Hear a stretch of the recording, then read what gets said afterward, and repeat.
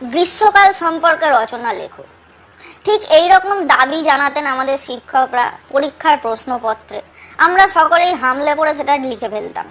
কিন্তু এখন দিনকাল বদলেছে।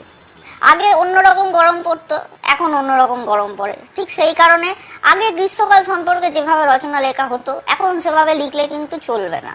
তাই এখন আধুনিক গ্রীষ্মকাল সম্পর্কে রচনাটা কি বলে দিচ্ছি।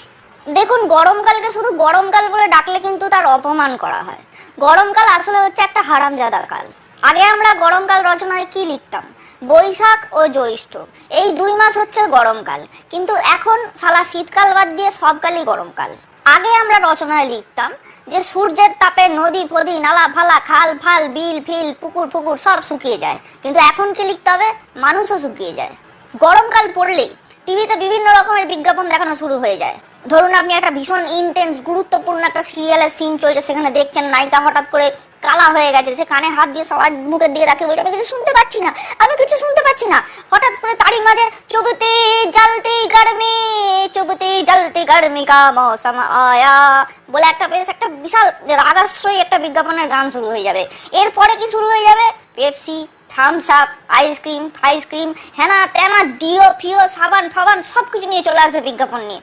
মানে আপনি টিভিতে যাই দেখুন না কেন, আপনার টিভি দেখার মুডের ওপর পুরো ঘামাচি বসিয়ে দেবে। শুধু কি এই গরমকালে যাচ্ছে তাই রকমের বিভিন্ন রকমের রোগ হয়, যেরকম মাইগ্রেন, ফাইগ্রেন, সাইনাস, মাইনাস, এইসব তো আছেই। লোকে মানে সে হাগরের মতন করে আম খায়। পেলো না, দেখতো না দেখ আম খেয়ে ফেলছে। এবং সেই আম খাওয়ার ফলে পেটের মধ্যে তৈরি হয় ম্যাঙ্গো হোপ, মানে আম আসা। এবং এই আম আসার ফলে বারবার বড় বাইরে যেতে হয়। কিন্তু এই সময়টা না, দুপুর বেলায় বড় বাইরে যাওয়াটা গরমকালে অত্যন্ত বিপজ্জনক হয়ে ওঠে।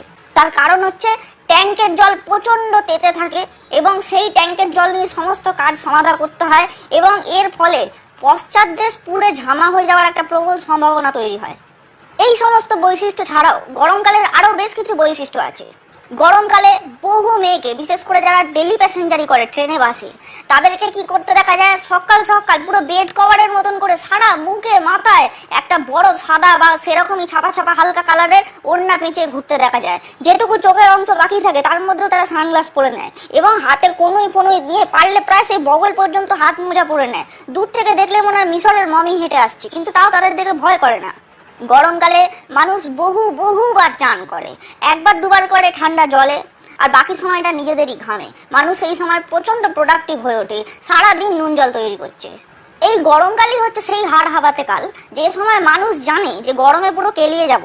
সেই সমস্ত কিছু জেনেও এসো হে বৈশাখ এসো এসো বলে ঢং করে গরমকালকে ডেকে আনে। গরমকালে বহু জনবহুল অনুষ্ঠান হয়, প্রচুর জমায়েত হয়।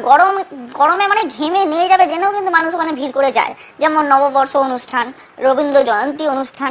এবং এই ধরনের জনবহুল অনুষ্ঠানে গিয়েই বহু রবীন্দ্র তাদের জয়ন্তীকে খুঁজে পায় এবং পরবর্তীকালে গরমকালেই তাদের জয়ন্তীকে নিয়ে জামাই ষষ্ঠী খেতে যায়।